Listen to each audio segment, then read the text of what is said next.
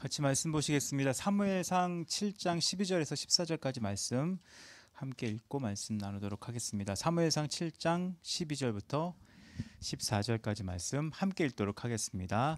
읽겠습니다. 시작. 사무엘이 돌을 취하여 미스바와 센 사이에 세워 이르되 여호와께서 여기까지 우리를 도우셨다 하고 그 이름을 에벤에셀이라 하니라.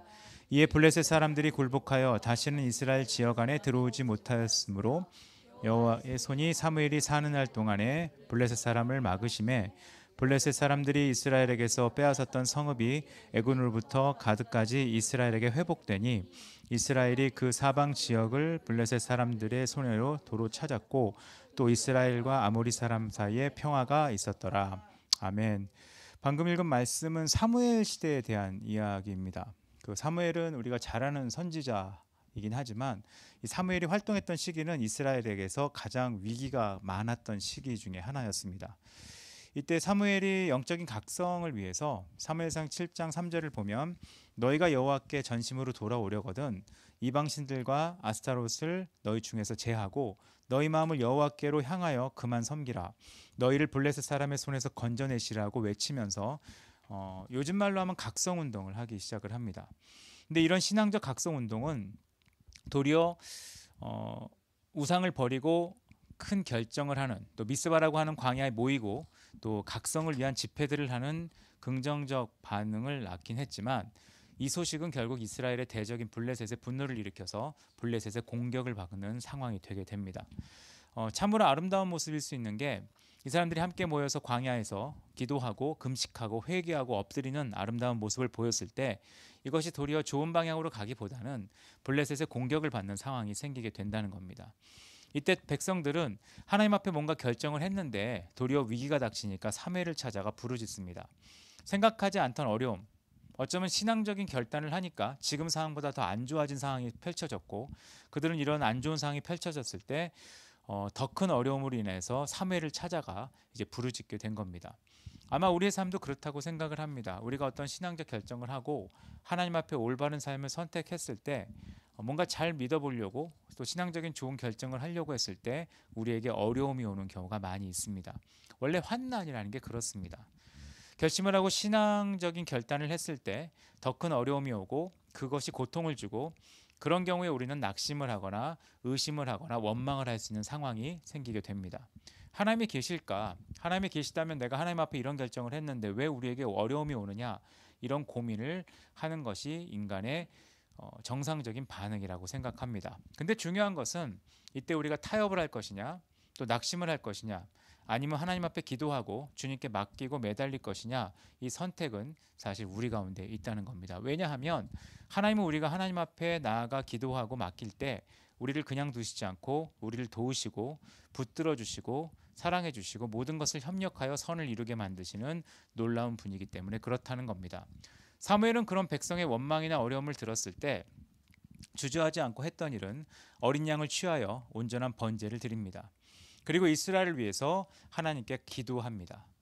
그냥 신앙적인 태도를 보인 것이 아니라 합리적이고 상식적인 반응을 보인 게 아니라 원래 돌아가려고 했던 하나님 앞에서의 태도를 계속 유지하고 조금 더 적극적으로 주님 앞에 나가는 태도를 결정합니다. 번제를 드리고 기도하고 나아갔을 때 하나님은 그 기도를 들으십니다. 이스라엘 진영 가까이까지 쳐들어온 블레셋을 하나님은 큰 우레를 발하여 그들을 어지럽게 만드십니다. 그리고 이스라엘로 하여금 역공하게 하셨고 블레셋은 혼비백산에서 도망을 가게 했습니다. 그때 사무엘이 이곳에서 하나님의 도우심의 은혜를 잊지 못하고 돌비를 세워서 하나님을 기념한 것을 우리는 에벤에셀이라고 알고 있습니다. 이 에벤에셀이라는 것은 참 중요하죠. 성경에 나타난 지명을 보면 특별한 사건이 있을 때 붙여진 이름들이 많이 있습니다. 이 에벤에셀도 그런 뜻을 갖고 있습니다. 사무엘이 블레셋과의 전쟁에서 승리하여 하나님께 부르짖었더니 주님이 역사하셔서 우리를 승리하게 했다는 것을 기념하기 위해 승전비를 세우고 이름을 지은 곳입니다. 원래 그곳은 이름이 없었습니다. 어떤 지명이 없는 곳이었음에도 불구하고 하나님이 승리를 주셨기 때문에 에벤에셀이라는 이름을 지었습니다. 에벤이라고 하는 말은 돌이란 뜻이고 에셀은 도움이란 뜻입니다. 근데 에셀이라는 말의 도움은 원래 원어의 뜻을 자세히 살펴보면 남편이 아내를 보살피는 행위, 강한 사람이 약자를 무조건적으로 보살피는 행동을 설명하는 단어를 여기서 에셀이라고 합니다. 하나님이 우리를 도우실 때 남편이 아내를 돌보듯이, 그리고 강자가 약자를 무조건 돌보듯이 하는 태도와 같이 이스라엘을 도왔다는 말을 기억하고 이 이름을 지었다는 겁니다. 이런 사건은 성경에 많이 나옵니다. 구약을 봐도요, 구약 성경에서 돌을 취하여 세우는 일은, 우리는 돌을 취하여 세운다는 게 무슨 뜻인지 잘 모르지만 특별한 사건을 기념할 때, 또 어떤 사건을 기억하기 위해 돌을 세우는 행동을 하게 됩니다. 야곱이 옛날에 라반과 또 자기 처남들이 뒤쫓아왔을 때, 그때 라반과 야곱이 화해하면서 돌을 모으고 그곳 이름을 이제 여갈사두다라는 이름으로 붙입니다. 이걸 이제 증거의 돌 무더기라고 했는데, 그걸 나중에 야곱이 갈루앗이라는 이름으로 바꿉니다. 어떤 사건을 기념할 때 돌을 쌓아두는 일을 하게 된다는 겁니다. 여호수아는 가나안 땅으로 진격할 때 요단강을 마른 땅으로 건널 수 없었습니다. 그때 하나님의 언약궤를 맨 제사장들이 요단강 물속으로 들어갈 때 물이 물러나고 온 백성들은 마른 땅으로 건널 수 있었습니다. 이때는 가나안 땅에 밀과 보리를 거두는 때로서 요단 강물이 언덕 위까지 넘칠 때였고, 물이 절대로 줄어들 수 있는 때가 아니었습니다. 누구의 생각과 상식으로도 물이 줄어들 리가 없는 때였습니다. 그때 요단강에서 12개의 돌을 취하여 가지고 길갈에 쌓아 놓습니다. 이게 무슨 물이냐라고 물어보면 후손들이 물어보겠죠. 이게 무슨 돌이냐? 이 쌓아둔 돌이 무엇입니까? 라고 물어보면 여호와의 언약궤가 요단강을 건널 때 그 앞에서 요단의 물이 끊어졌으므로 이 돌들이 이스라엘 자손에게 영원한 기념이 될 거라고 대답한 것이 나와 있습니다. 어떤 돌을 쌓는다는 것 자체는 하나님이 우리 가운데 하신 일을 기념하고, 우리가 하나님이 우리 가운데 무언가를 항해하셨다는 것을 생각하는 하나의 증거가 되는 겁니다. 오늘 본문의 에벤에셀도 마찬가지입니다. 하나님이 놀라우신 은혜를 감사하고 세운 돌입니다. 그리고 하나님의 계속적인 은혜를 요청하는 마음, 돌을 세움으로 에벤에셀이 하나님이 계속 우리 가운데 역사하고 행하시기를 간구하는 마음으로 세운 돌입니다. 그리고 또 하나의 약속은 하나님의 은혜에만 계속 머물겠다는 헌신을 다짐하는 뜻이 돌을 세우는 행동에 있다는 겁니다. 여호와께서 우리를 도우셨다는 말은, 이건 지정학적인 설명까지는 아닙니다. 내가 사는 동안, 내가 지금까지 있는 이 시점까지 우리가 사는 모든 동력은 하나님의 은혜에 있었고, 여기까지 도우셨다는 말은 지금까지 나를 지켜줬다는 말과 하나 더 포함한다면 나를 인내로, 그러니까 하나님의 인내를 설명하는 거죠. 이스라엘 백성을 하나님이 도우실 때 도우신 이유는 이스라엘 백성이 잘해서가 아닙니다. 하나님이 이스라엘 백성을 승리하게 하신 이유는 이스라엘이 승리할 만한 민족이기 때문에 그렇게 한 것이 아닙니다. 이스라엘이 애굽에서 나와 홍해를 육지와 같이 건널 수 있었던 이유는 이스라엘 백성 자체가 하나님이 기뻐할 만한 존재였기 때문이라고 설명하지 않습니다. 광야에서 만나와 메추라기를 먹고 반석에서 샘물이 솟아나 마른 물을 죽일 수 있었던 이유는 그들이 온전하고 멀쩡해서를 설명하는 게 아닙니다. 그냥 하나님이 은혜를 망각하고 시시때때로 하나님을 원망하고 하나님 앞에 죄만 짓고 우상을 섬기고 하나님의 진노를 사기에 충분한 존재임에도 불구하고 하나님이 거기까지 인내로 참으시고 계속 도움의 손길을 베푸신 것을 기념하는 것이 이 돌의 상징이라는 겁니다. 올 한 해를 한번 생각해 보시면 좋겠습니다. 보통 한 해를 결산하자 그러면 사람들은 수입과 지출로 결산을 합니다. 내가 올해 이익이 있었는가, 내가 올해 손해가 있었는가, 그리고 하나님 앞에 반응할 때도 하나님이 나에게 뭘 줬는가, 뭘 뺏어갔느냐, 이렇게만 계산하는 사람들이 있습니다. 그런 경우는 하나님 앞에 1년 동안 기념할 것이 없습니다.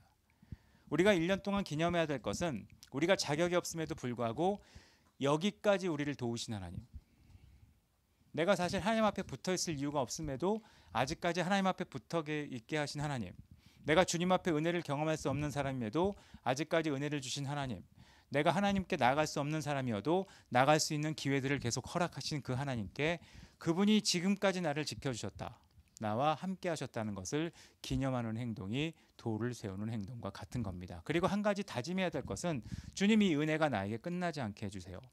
그렇기 때문에 나는 올해 마치고 내년에도 하나님의 은혜 가운데 살겠습니다를 다짐하고 헌신하는 시간을 갖는 것이 사무엘이 돌을 세운 것과 같은 행동이라고 생각을 합니다. 그렇게 하지 않으면 우리는 우리 힘으로 사실 살았는데 하나님의 체면을 세워드리기 위해 하나님을 잠깐 언급하는 그런 사람으로 살게 되는 겁니다. 사무엘이 세운 것을 기억하십시오. 신앙의 결정을 했을 때 위기가 옵니다. 위기가 왔을 때 그들은 더 적극적으로 하나님 앞에 예배합니다. 예배했을 때 하나님이 놀랍게 역사하시는 걸 경험합니다. 그 결과는 뭐라고 보통 말하겠습니까? 많은 사람들이 이렇게 간증할 수 있어요. 우리가 예배했더니, 우리가 기도했더니, 우리가 헌신했더니 주님이 역사하셨다. 근데 사무엘은 그렇게 얘기하지 않습니다. 하나님이 하신 겁니다. 하나님이 하셨다는 말은 그런 뜻입니다. 우리의 수고와 노력을 뛰어넘어 주님이 역사하셨다는 뜻인데, 올 한 해를 한번 생각해 보시면 좋을 것 같습니다. 올 한 해 내가 자격이 없음에도 하나님이 주신 은혜들, 내가 조건을 갖추지 못했음에도 주님이 베푸신 일들, 그리고 내가 주님 앞에 정말 엉망이었음에도 불구하고 여전히 참고 나를 이끌어 주신 주님을 기억해서 사무엘이 돌을 세워 놓듯이 올 한 해를 기념하며 세울 수 있는 돌들을 기억하시고 그 돌들로 주님께 감사할 수 있는 그런 마지막 시간들을 보내셨으면 좋겠습니다. 우리가 같이 고백할 수 있는 고백이라고 생각해요. 주님은 올해도 여기까지 우리를 도우셨습니다. 주님 앞에 감사하며 한 해를 마무리하시는 여러분들 되셨으면 좋겠습니다. 같이 좀 기도할까요? 한 해를 마무리하는 겁니다. 한 해를. 사실 객관적인 지표로 보면 우리는 감사할 것을 얘기하기가 참 어려운 시대에 살고 있습니다. 우리의 상황들은 그렇죠. 근데 이럴 때 보면 하나님이 참으시고 여전히 인내하시고 역사하시는 것을 보게 됩니다. 그렇지 않습니까? 사람들의 행태를 보면, 또 교회들의 행태를 보면, 또 우리나라 수많은 세대들의 행태를 보면 주님이 어떻게 벌하셔도 부족하지 않은 시대에 우리는 살고 있습니다. 근데 주님은 참고 계신 거죠. 근데 그 참고 계신 것에 대한 의미를 모른 채로 다른 돌들을 세우는 사람들도 너무 많은 시대에 우리는 살고 있는 것을 볼 수 있습니다. 이럴 때 우리는 다시 주님 앞에 돌아가 내가 하나님 앞에 다시 한번 올바른 결정을 하기로 선택하고, 내게 좀 더 어려움과 위기가 올 때 더 어린 양을 번제로 드리고 하나님 앞에 기도한 것처럼 내가 신앙적인 발걸음을 더 옮기기로 결정하는 것.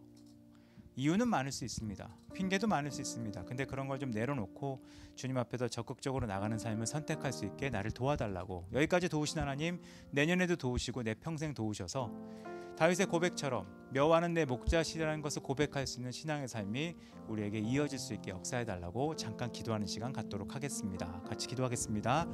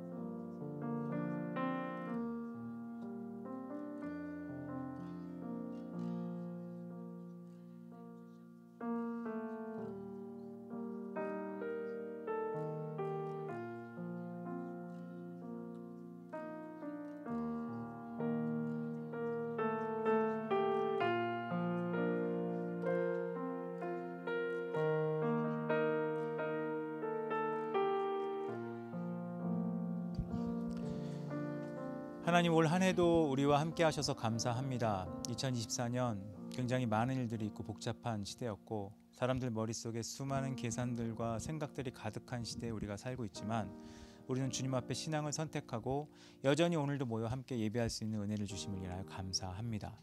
혹 우리 삶에 수많은 어려움이 있었지만 우리가 주님 앞에 결정하고 기도하고 주 앞에 나갔을 때 주님은 우리를 도우기로 결정하시고 우리를 여전히 인도하심을 인하여 감사드립니다.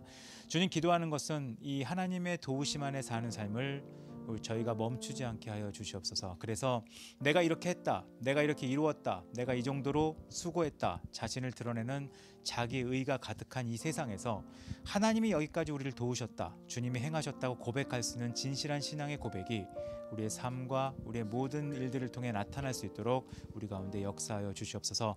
그래서 자기 힘으로, 자기 능력으로 혹은 운으로 사는 시대에 하나님의 은혜로 사는 사람의 삶을 보일 수 있는 은혜가 우리 모두에게 있을 수 있도록 하나님 역사하여 주시옵소서.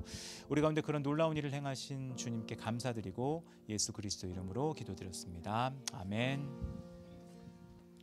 사랑해요 신실하신 나의 주님, 나의 삶 주님 안에 있네. 눈을 뜨는 아침부터 나 잠들기까지 호선하신 주를 노래하리. 2절로 사랑해요. 사랑해요 나를 인도하신 주님, 고난 중에도 나와 함께 하셨네. 내 아버지 되시며 내 친구 되신 주, 나의 삶 주님 안에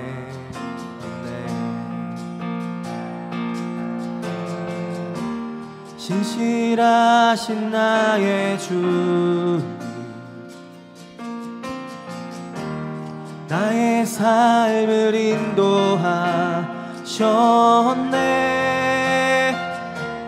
나의 모든 호흡 다해 호선하신 주를 노래하리.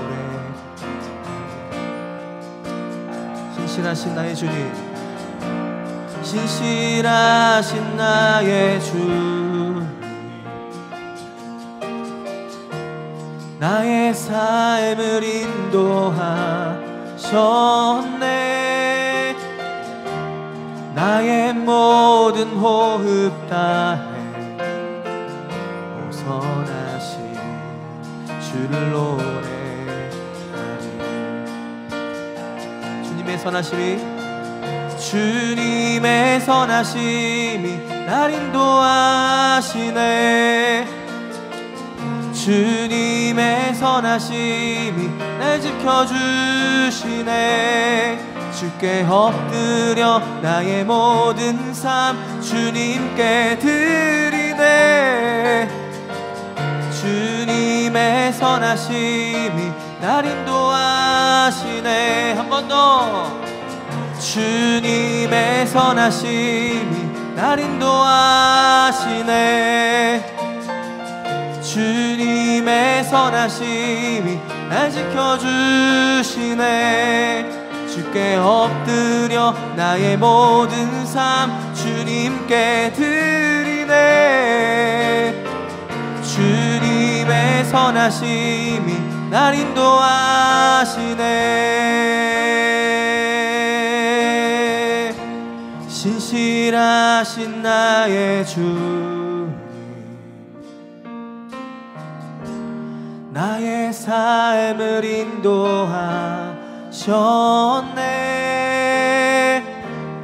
나의 모든 호흡 다해 호선하신 주를 노래하리.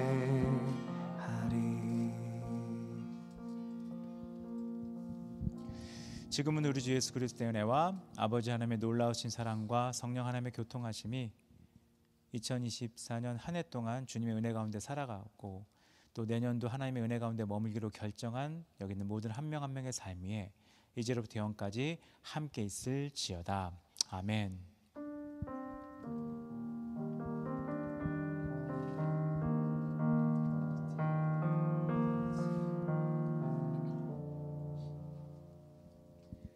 예배 마쳤습니다. 한 해 동안 수고 많이 하셨고요. 다음에 저희 모일 때는 새해에 모이게 됩니다. 수요일 날 예배 함께 드릴 텐데 신년 예배 때 뵙도록 하겠습니다. 좀 더 교제하시고 시간 가지시면 되겠습니다. 예배 마쳤습니다.